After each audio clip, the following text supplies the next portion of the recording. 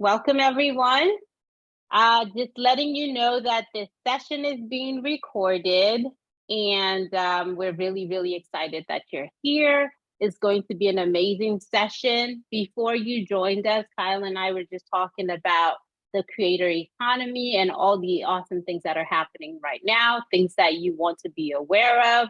And so please know that this is a session that should be very, we're having a conversation. Yes, we'll have a slide deck, but Kyle is very good at just responding to questions on the fly, and he will be able to answer any questions that you have. So with that said, I think somebody shared, yes, Hector from Reno, another Olarker. So welcome, we're so glad you're here. And anybody else, if you want to share where you're from, that would be great. So we're recording the session, and we're going to go ahead and get started in a couple of seconds. So if you have any questions, please go ahead and ask your questions, and then we'll do our best to answer them. And we also have some questions that people have emailed or they've shared along the way, and so we'll be able to answer them. So let's get started.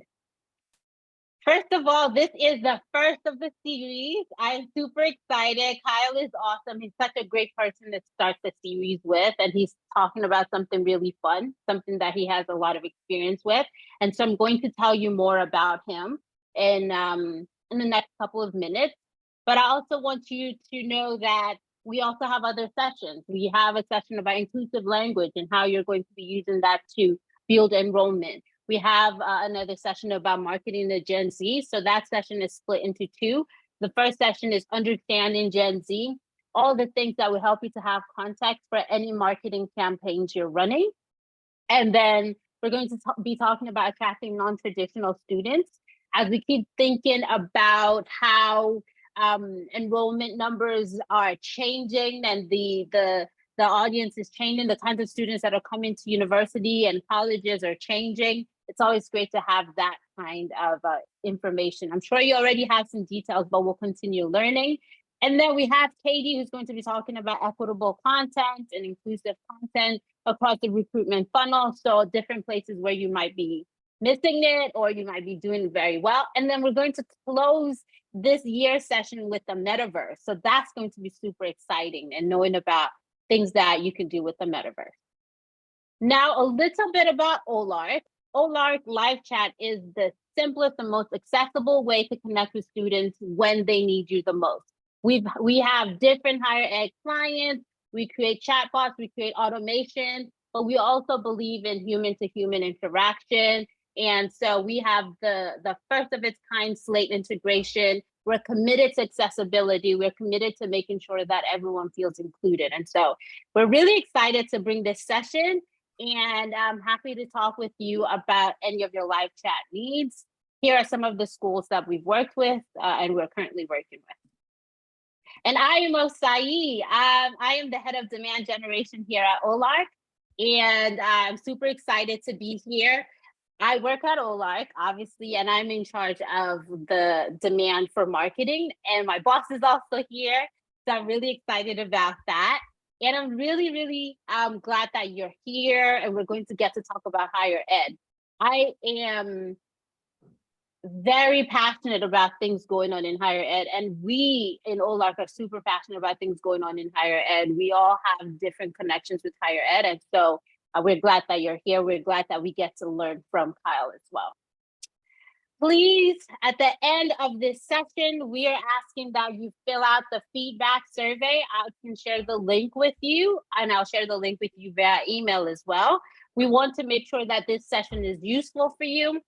And if we need to invite Kyle to come back to give you even more details, this will help us to convince him, because we know that he has a super busy schedule. So please fill out the survey. Like I said, I will share the link with you, and we'll go from there.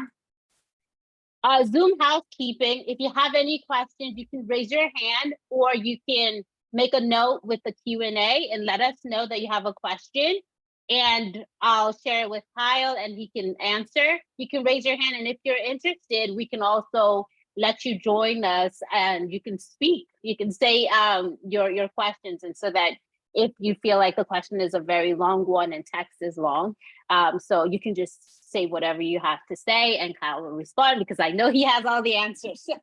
And then the other thing is because we're committed to accessibility, we have enabled live transcription.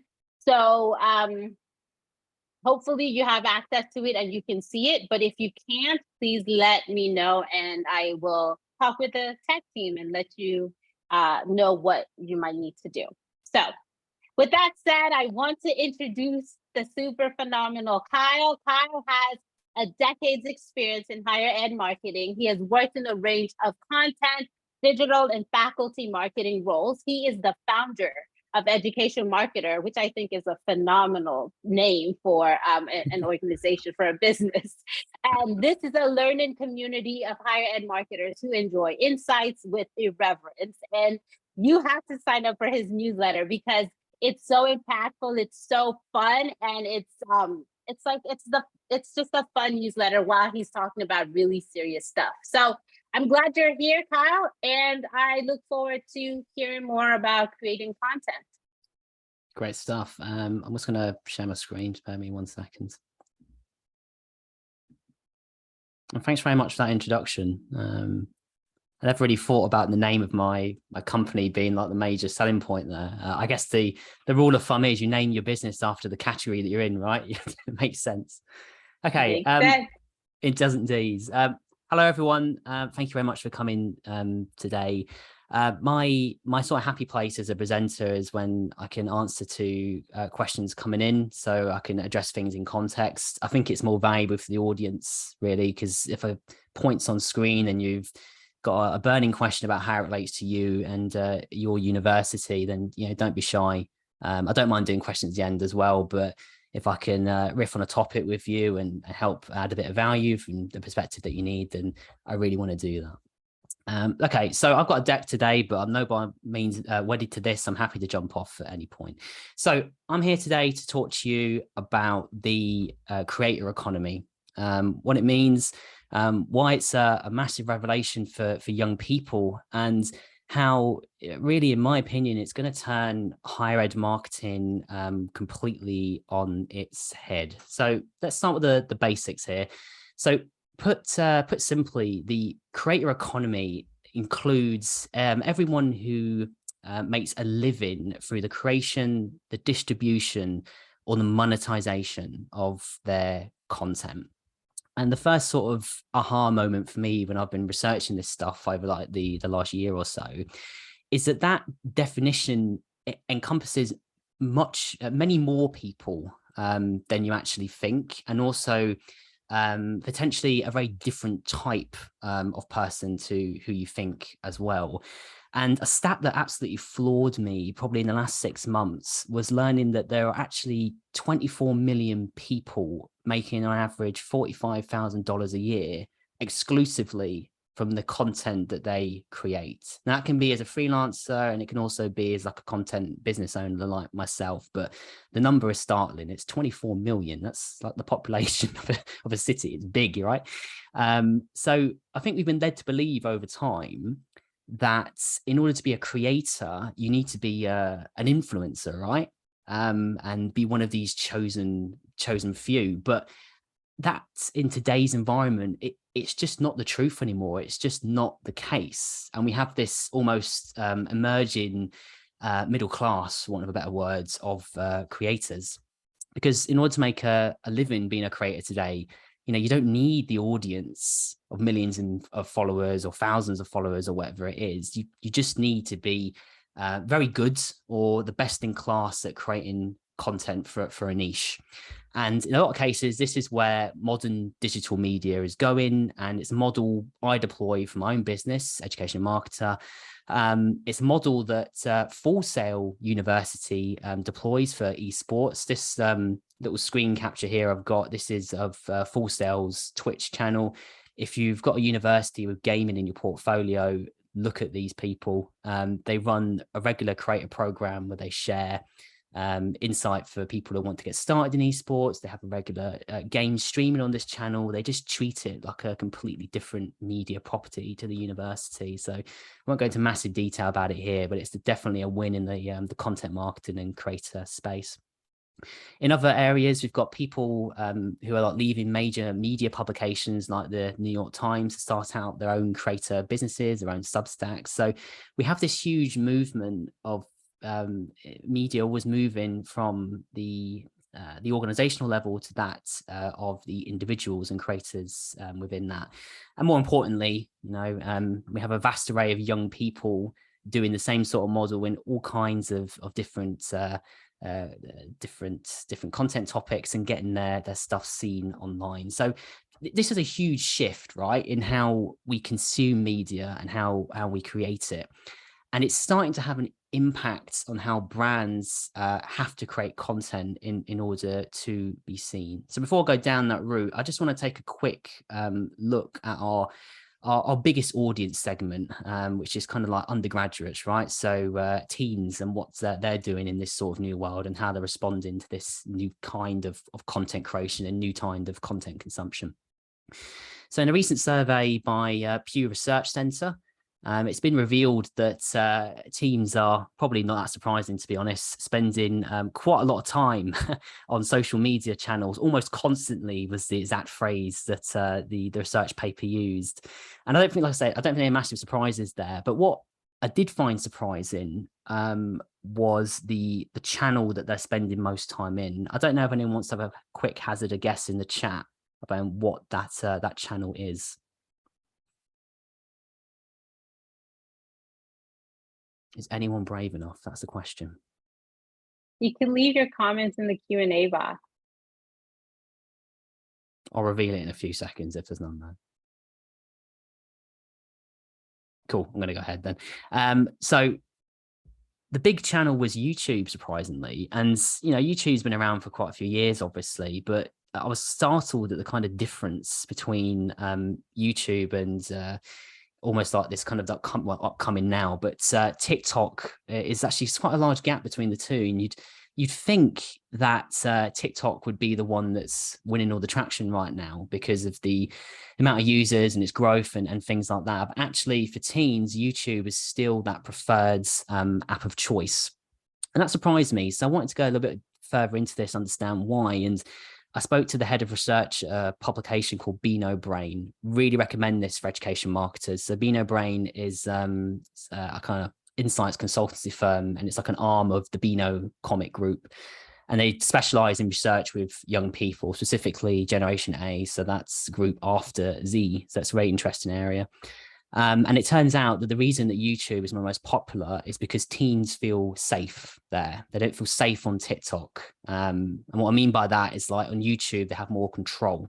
So they can turn off comments. They have better control over the content which they consume. And on TikTok, you just don't really have that. It's a bit of a chaos engine. So I found that remarkable, really, considering that we spend a lot of time talking about TikTok. I'm not going too far down this route, but this is why YouTube is this destination of choice. So let's go a little bit further with this. And if YouTube is this number one place where teens are spending their time online, this almost means that they're consuming content in a very specific manner.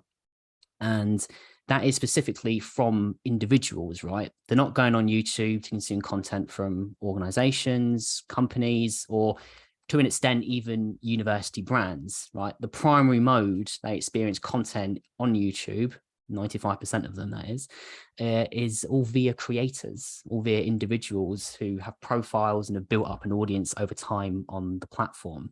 And young people have grown to trust these creators. And sometimes that's over months, and sometimes that's over a period of years. But I think it's quite safe to say that this is quite a phenomenal shift. And there's a few more statistics around this that help us frame our thinking in that regard.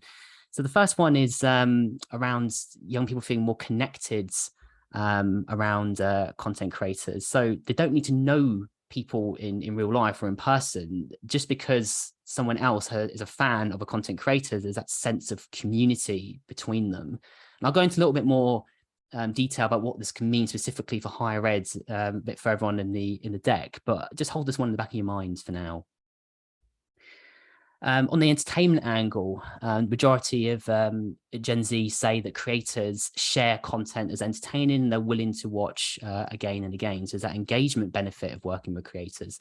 And finally, I find this one really profound, not profound, but just compelling, really. 60%, most of Gen Z trust content for individuals and creators more so than big news media organizations and companies in general.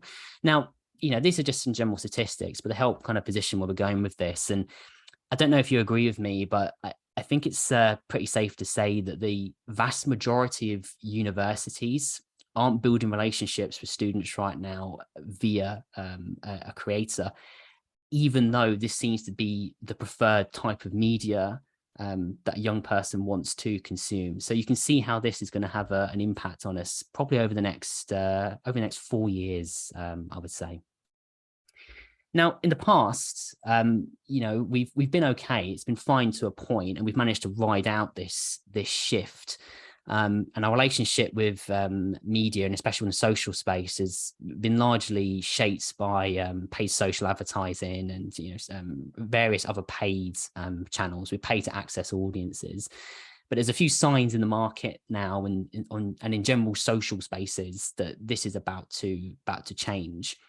And the first one we can obviously point to here is TikTok and its algorithm. I don't want to go too deep on TikTok. I think we've probably had TikTok overloads by now, but it's the algorithm and how different it's been to other platforms in the past that makes it special. And it's always been a catalyst to this shift. And if you think back to how social media used to be pre-TikTok, social used to be largely about the connections and the relationships you had with friends, family, the brands that you follow.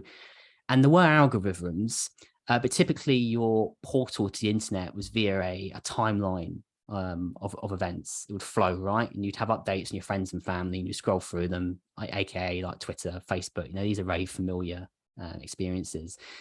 But that isn't the case anymore, because TikTok's algorithm works in a very different way, and it's designed for discovery. And discovery is a very different state, and it shows very different content compared to all those legacy followings that you have on these social platforms.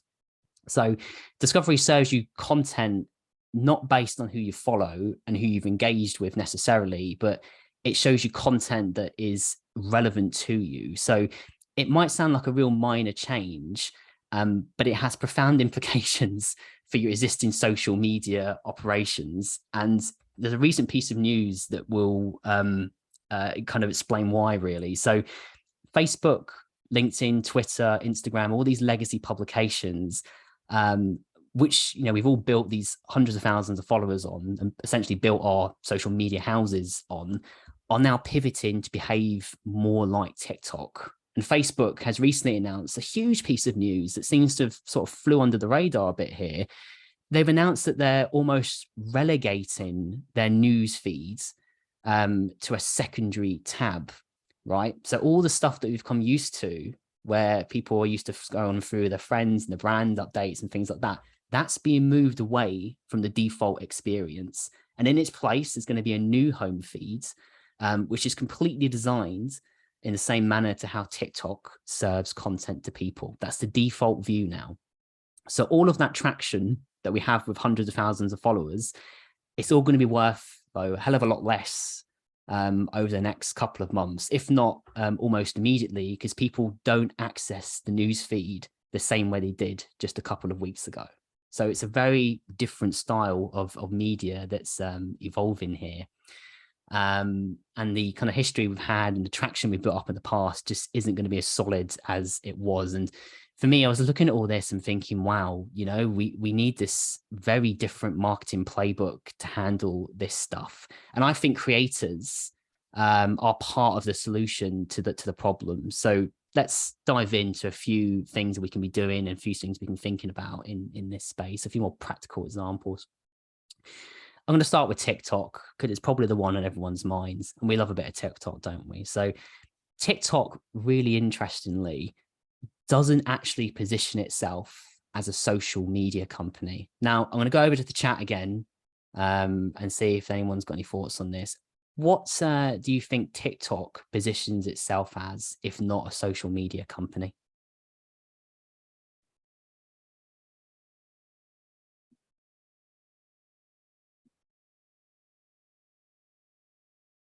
No When words. people are quiet, they're probably busy taking notes, or they're like, that's interesting. I never heard that before. No worries. I'll plow on. Right. So the main thing here, and I think like a lot of social media seems to be pivoted in this direction now, is that TikTok positions itself as an entertainment media company. And a lot of the Oh, legacy social providers are now reorientating themselves almost away from the word of social media and more towards one thing they want to be known for. So Snap wants to be known as a camera company. Meta wants to be known as a metaverse company. The idea of being a social media network has almost become toxic, largely because of the way Facebook handled itself. So there's this real strive away from what it was to this new sort of way of being. And it's really interesting to look at this in the context of TikTok. So TikTok positions itself as an entertainment company, right? And if you look at the statistics of how people use TikTok, that actually does make a lot of sense. So the average watch time, engagement time on TikTok every month is 26 hours, which is huge. And Instagram is only a third of that. So it's the gap between these platforms now is absolutely massive. But that 26 hours a month, it puts TikTok in a different competitor set. It puts it outside of social media, and it puts it more in the competitor set of streaming and entertainment platforms. So its competitors, they aren't like Facebook, Instagram, and Snap. It's more Disney Plus, Amazon, Netflix. The TikTok finds itself fighting now. And in the past, in higher ed, we thought of platforms like social media platforms, and we approached them through the lens of communications management. But actually, a lot of thought and a lot of data now suggests that we probably should be starting to think about them more like TV producers, i.e. thinking about our content as programming and primarily, yes, to engage and address certain issues like students have, but also to entertain. And that's a very different sort of style of thinking that we've been used to. And higher ed is starting to make that transition, albeit slowly. But there are some really strong examples now emerging of higher ed professionals, higher ed social media professionals rethinking how they engage student audiences. This is Mickey Collins. She is the digital content producer for a university in the UK called Chichester, University of Chichester. And in my opinion, she's basically rewriting the rule book on what the play is for higher education on TikTok. And before I dive into specifically how she works with creators, I just want to go through some of the things that she does as a producer and thinking about herself as a Hollywood producer with the content that she creates for the channel. The first thing that has, I think, led to some of the incredible traction that Chichester gets on TikTok is how they take this formula of taking the familiar and then remixing it with some sort of chaotic element. So in higher ed, we're already used to the idea of the campus tour, but we all know that something like that probably wouldn't do that well on TikTok. It's not the sort of place for it. Maybe a bit better on Instagram Reels or something. But what Chichester have done, they've worked with student creators to, yes, do the campus tour, but then they remix it. So they add in the chaotic element. And in this case, they had someone do the campus tour in full camo getup, sneaking around campus, jumping out behind trees, diving in bushes. Some of the camera angles of like filming the cafeteria are taken from underneath tables. So it's a completely unique way of looking at this stuff. And because it's different and because it's chaotic, it's entertaining and it finds traction. I think this has over 50,000 views on TikTok for a campus tour, so these are things that we're not used to seeing, that sort of traction in that entertainment sphere. And it works because Mickey works for creators and finds that unique angle that is memorable and novel at the same time. The second thing she does is consider not the university messaging first, but the idea of entertaining a wider student audience first. So Chichester is a tiny uni. It's got about 5,000 students, really small, right? But it's got over 20,000 people following it on TikTok. So the content that is being created here clearly has a wider appeal and taps into more student-focused topics rather than just those associated with Chichester itself. And the university isn't scared to engage with some of the comments that that community throws at it. So, for instance, one of the most popular TikToks is when they created a video all about the negative comments that the university received and turned it into a piece that got, I think it was like 30,000 views, but they don't pull any punches. And in the past of the communications management hat on, you'd think there's no way I'm going to publicize bad reviews about my university.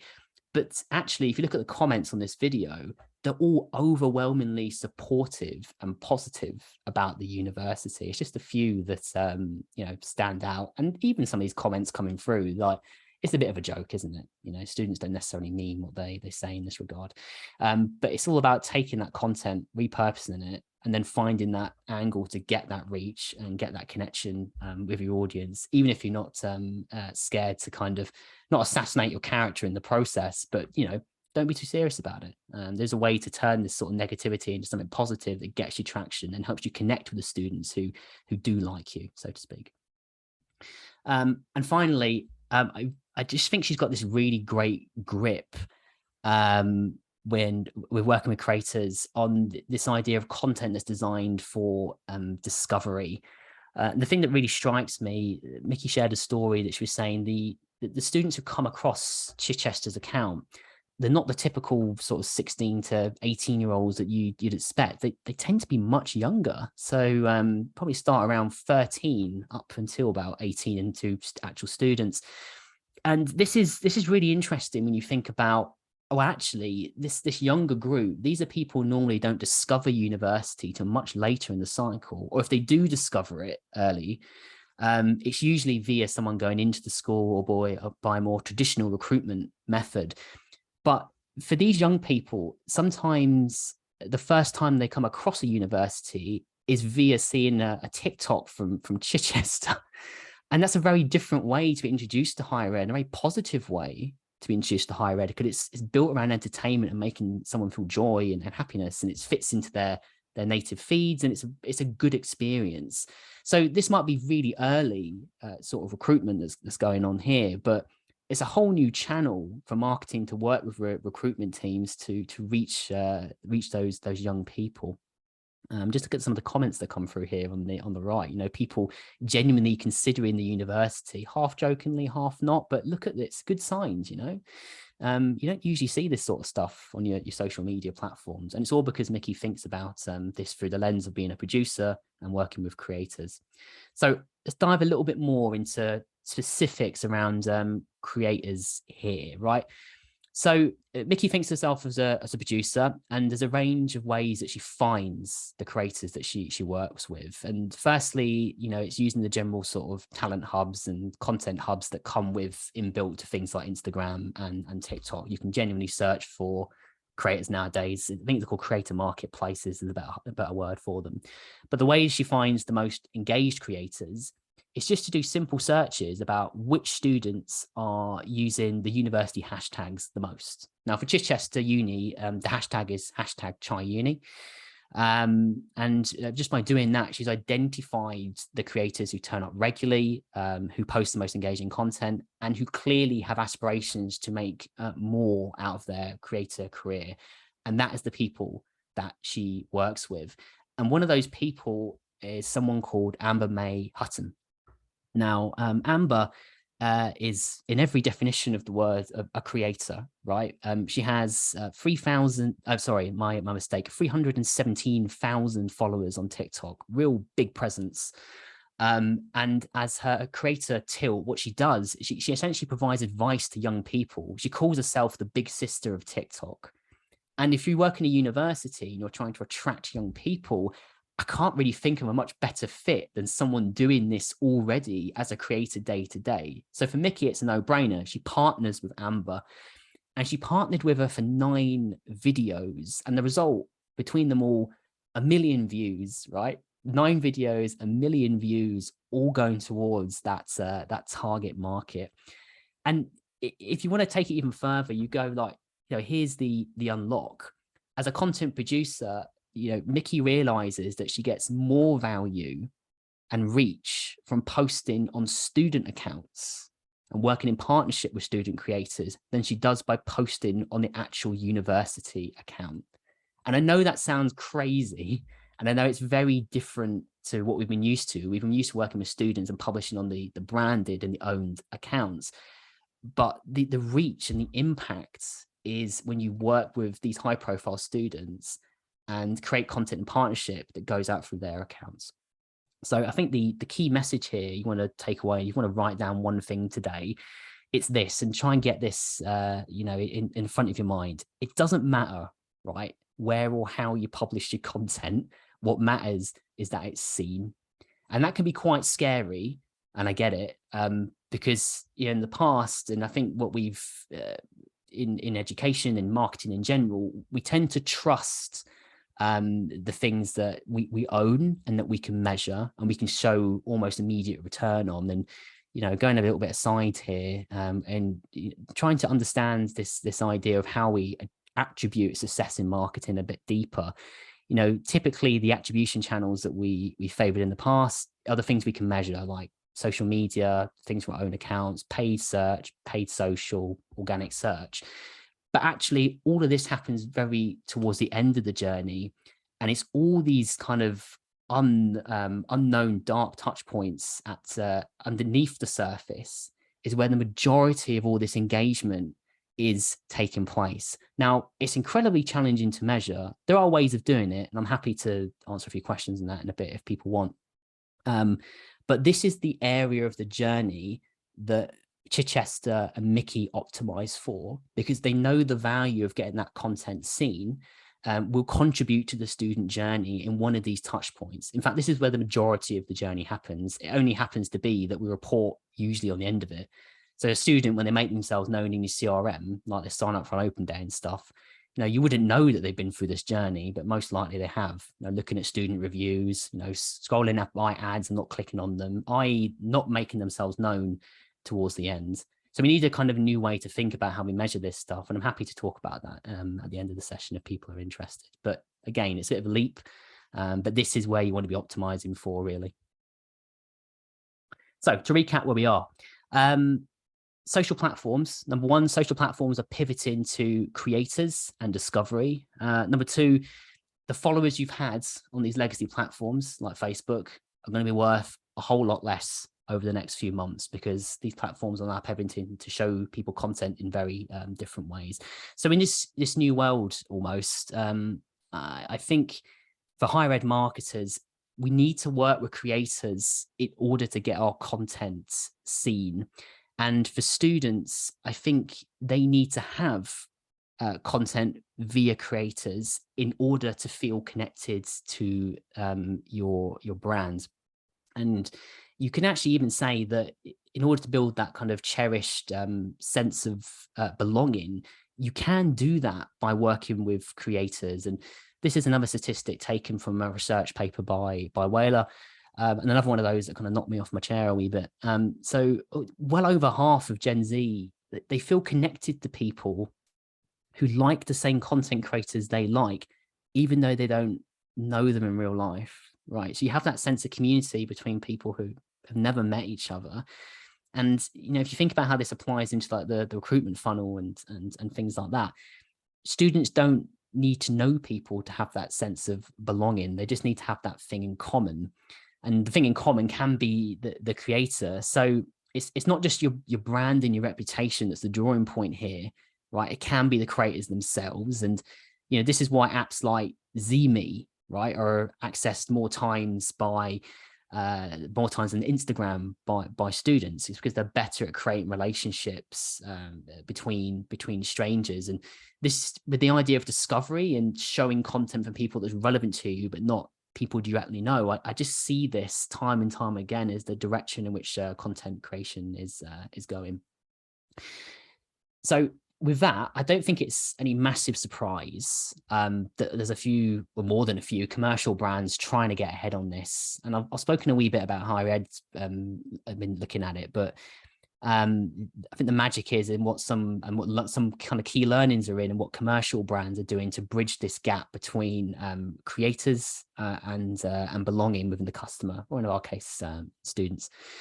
So there's a few things we can take inspiration from. I'm going to take you through a few now, and I think this is definitely something you should consider maybe over the next couple of years. You're building out creator programs and thinking about what the long-term sort of objectives and structures of these things are.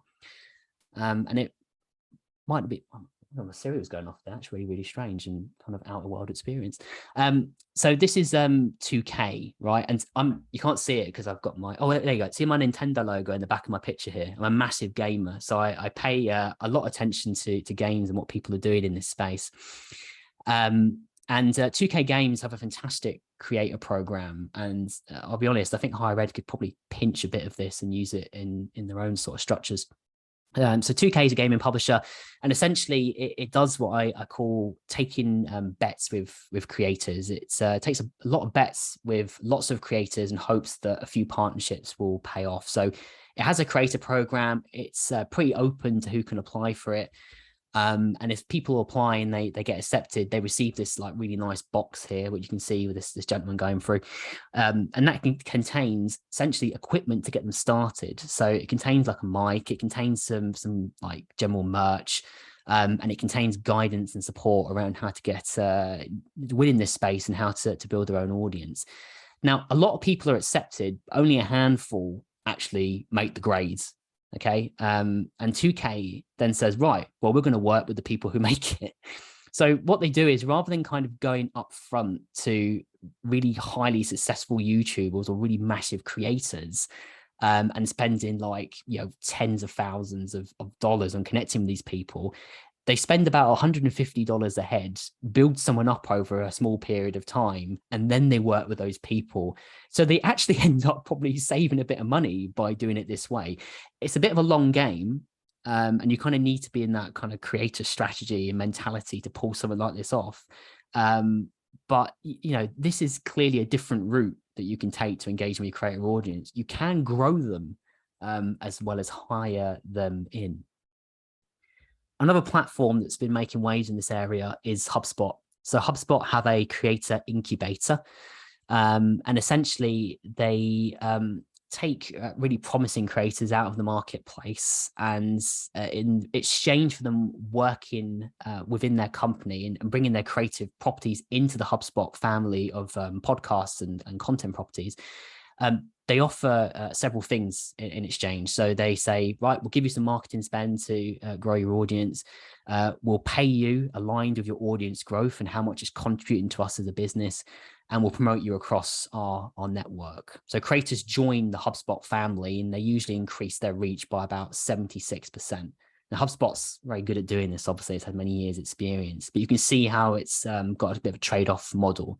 So HubSpot give creators security, and creators give them IP.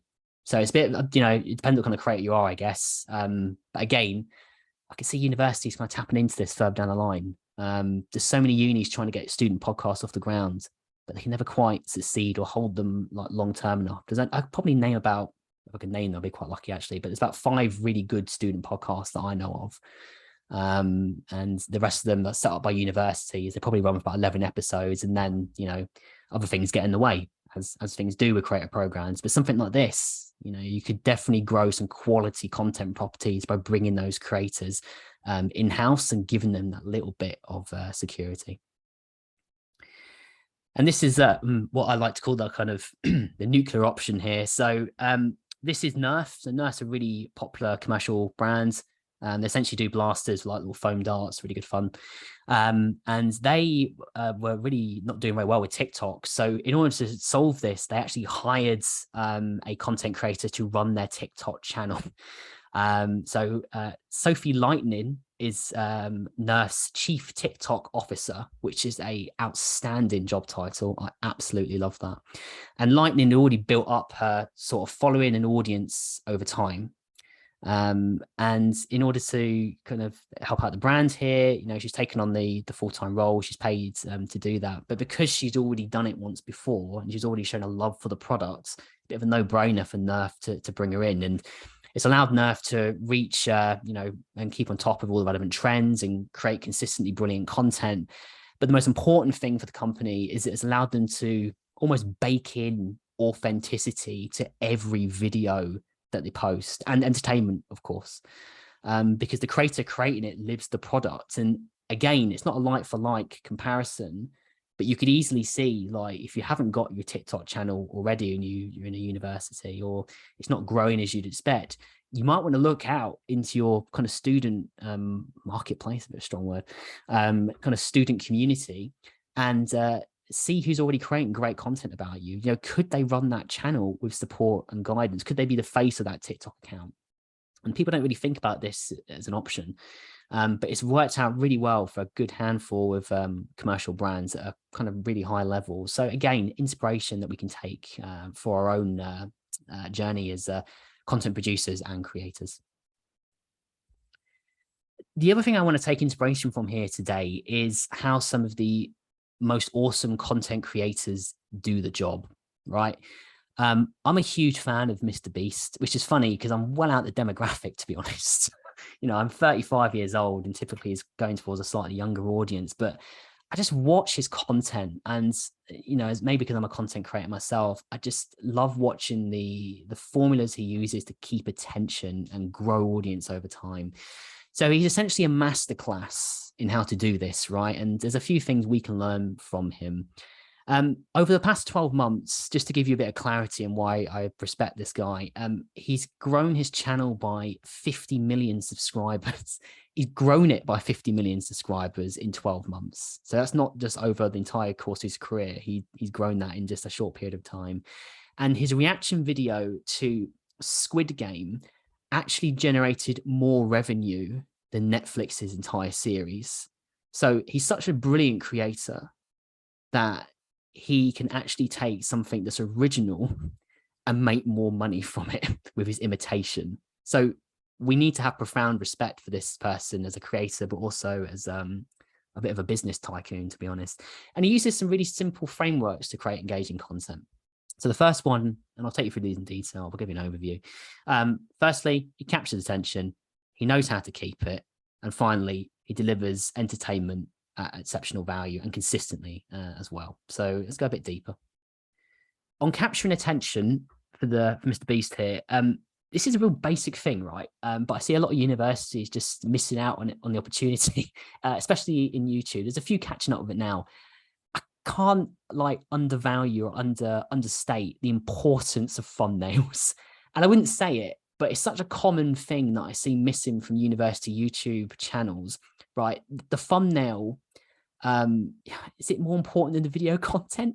I think it's equally as important because it's the thing that people click to go onto your stuff. So Mr. Beast follows a real kind of standard formula, right? He either starts with a stupidly high number, like an insane number, or an absurd thing, but he always makes them really colorful, really saturated and unnatural colors. And he does that because he knows they're going to stand out amongst the sidebar and the scroll and the sort of suggested content that you have competing with it. Now, you might look at these titles and think, oh my God, that's disgusting. It's like clickbait. It's horrible. But the thing is, I think we need to retrain ourselves on what clickbait is. Clickbait is something that doesn't deliver on a promise, right?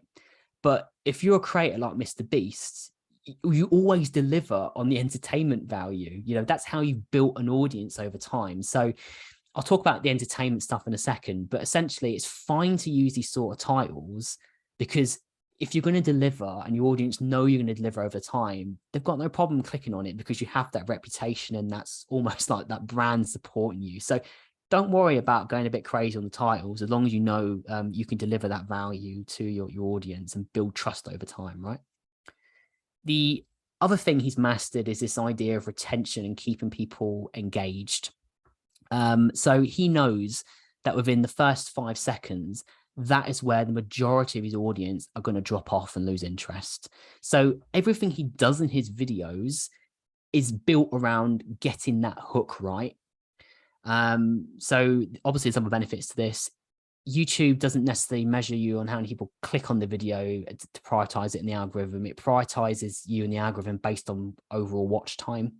So he knows if he gets to 5 seconds down and he keeps you kind of then hooked, you're kind of golden in that point. But it's the first 5 seconds that are the issue. And then the benefits, the algorithm on top of that. So those two things sort of compound and work together.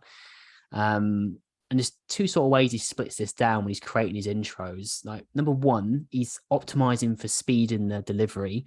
And two, he stop and kind of find the connection between that and our own gap of curiosity. So he keeps reinventing new ways to keep you engaged throughout the content as it goes on. So he gets to his point fast and then consistently piques interest throughout the content in order to keep engagement. You want an example of this? Look at his FBI video, right? Crazy title, right? Doesn't make any sense, but it does when you watch it. Okay.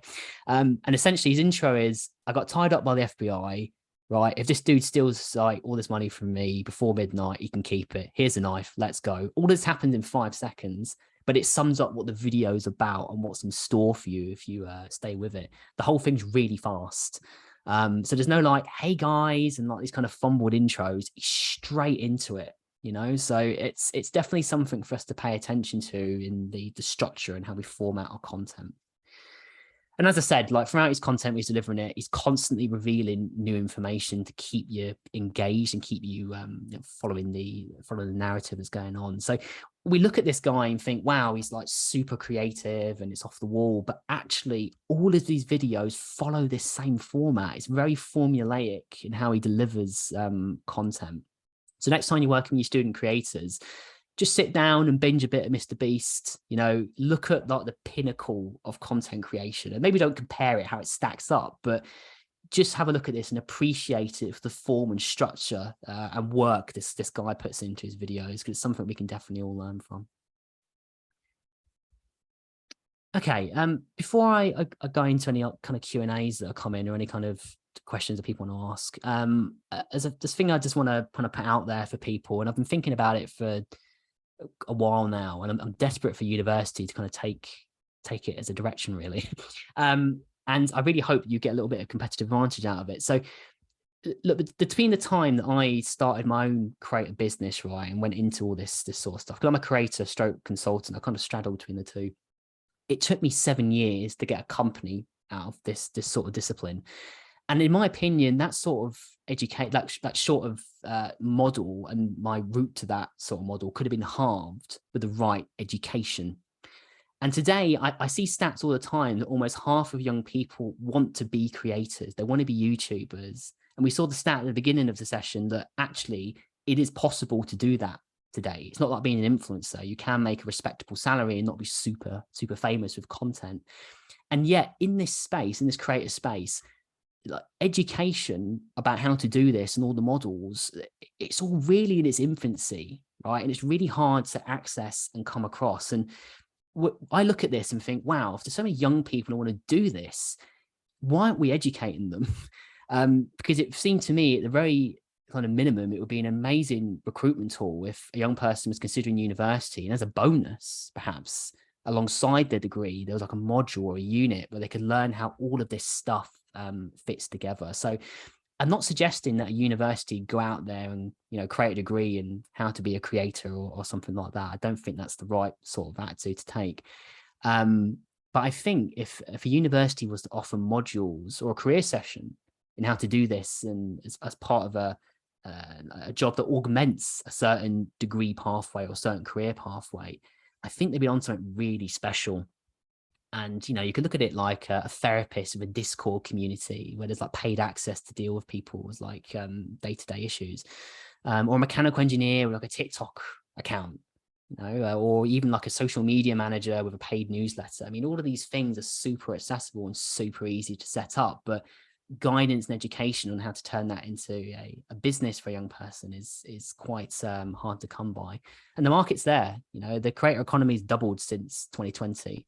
And there's records amount of advertising and media spend going into the creator marketing space. And remarkably, there's 25% of all students are either already running their own companies, already on the route, or they're considering doing it in the long term. And I think when there's such a demand to be a creator, and that entrepreneurship sort of line going between them, and students being particularly interested in that area, I just see it as a real great opportunity for higher ed, and to higher ed to put that stamp of authenticness on top of it as well, because there's so many kind of dodgy programs that pop up all the time, but a university could bring that sort of weight and that prestige and support to those sort of areas. I mean, it's much easier to sell than trying to get someone to do something on the side, but it's part of that degree program and that degree experience. So just something that, I think we need to be brave enough to kind of set up on the side, or maybe just something that just takes that kind of deep breath and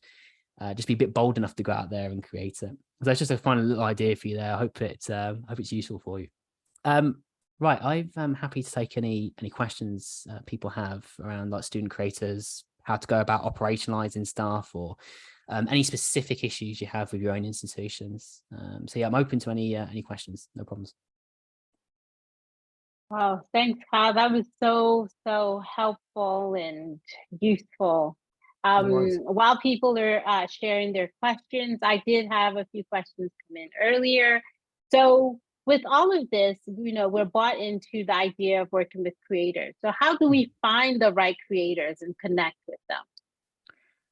I think there's a range of ways. I mean, I think people, when they ask me that question, they're always looking for like this kind of convoluted sort of approach or secret approach. But really, the best thing you can do is search.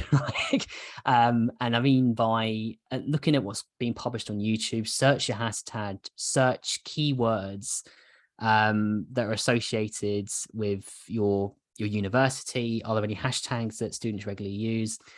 But the key thing is the search is fine, and you find people. But I think the skill is assessing like the reach and the impact of the creator. Just because someone's gone viral with a single TikTok video doesn't necessarily make them a good fit.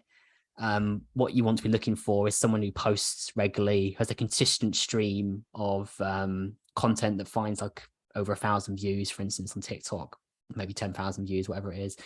And has a decent following, but is clearly showing all those signs that they want to make a full career out of this. This is a direction that they want to go. And you will find some of those people in your student cohorts for sure.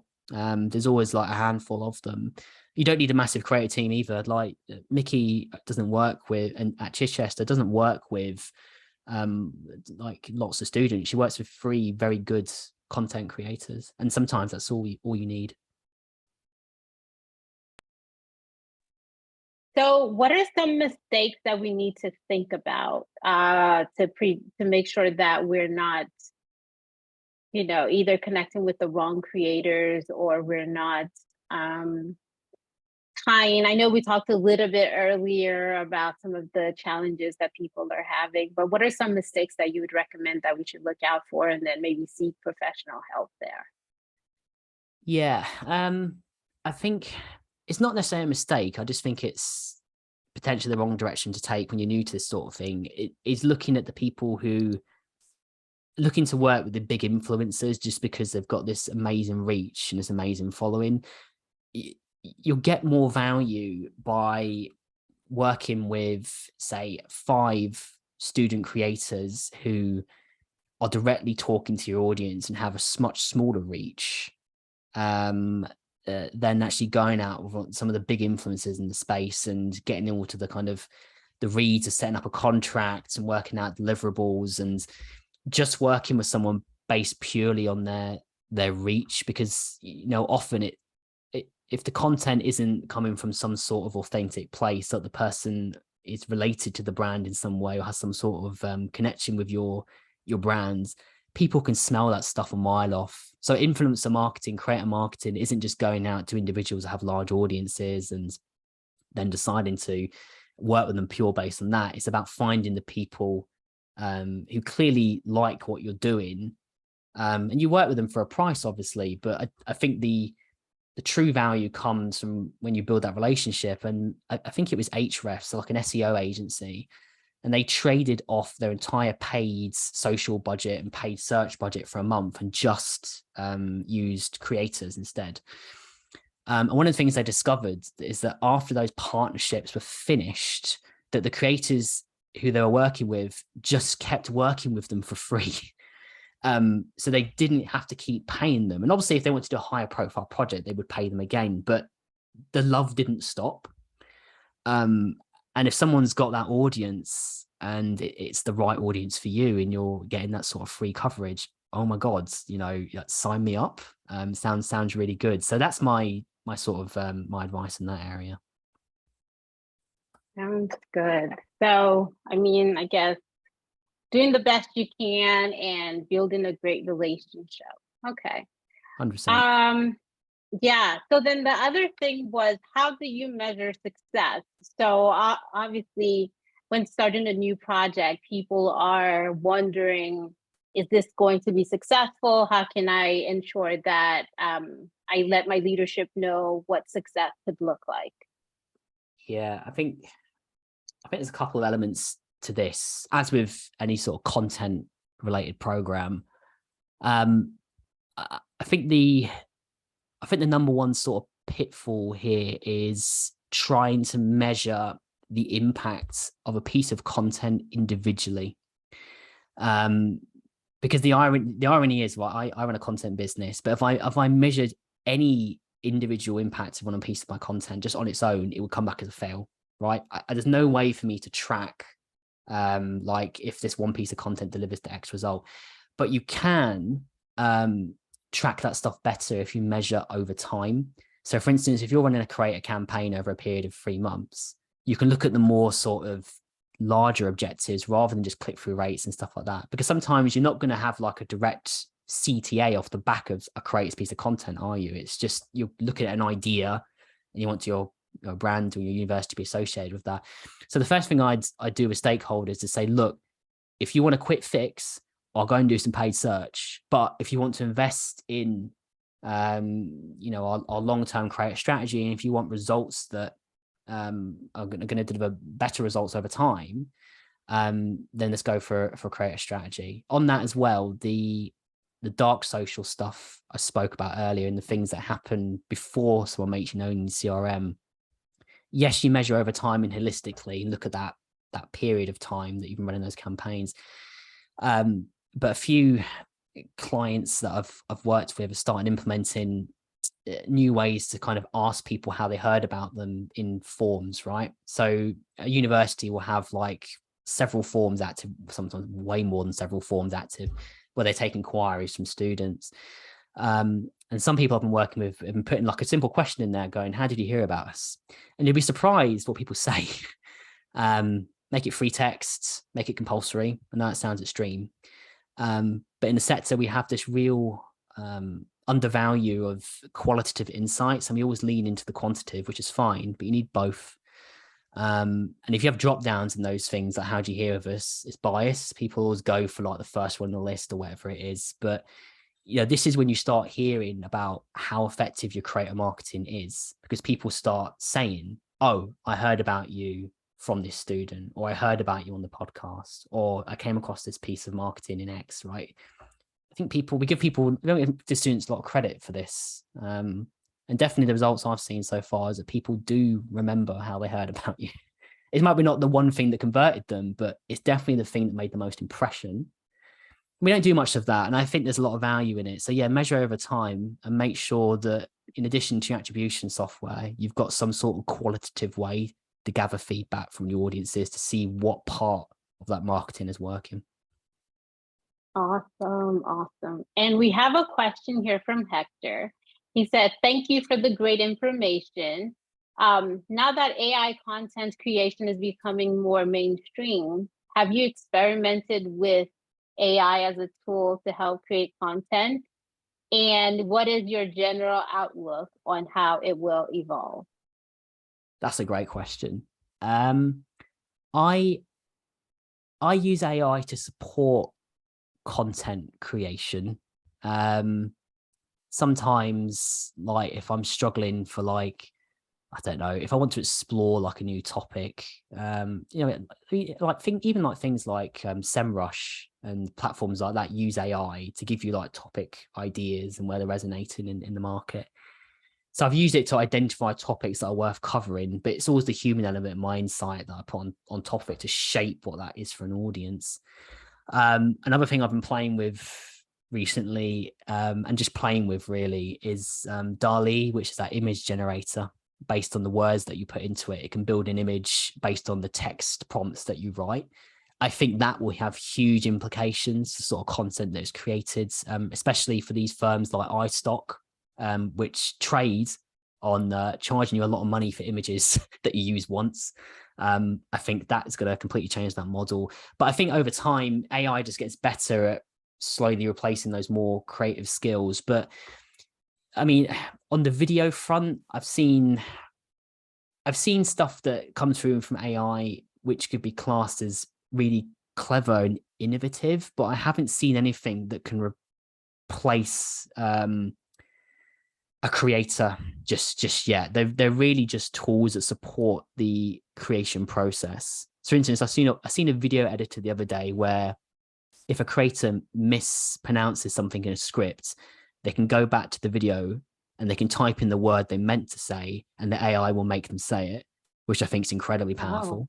Yeah. But we're still a long way off before the person and the figure in the video is to be replaced. Even virtual YouTubers, they're still real people sitting in like a virtual movement suit, right? I don't know. I think of all things, the line keeps going up, doesn't it? So it gets better over time, but I don't view it as a significant change of play over the next few years for sure. Just keep an eye on it is my recommendation, and use it where it can help you. Could you either learn how to use machines or they take over, don't they? Right. So I really like the idea of like helping students to create that like a content business. Do you have some experience with it? I'm guessing you do. And so like, if you do, what are some of the things that, or at least like one thing you think they should know when creating that content business? Yeah, I mean, I do have experience doing it, and it's not the core of what I do. I just do it because I work in higher ed, and I think no one's serving students that information to the level I think they need it just now.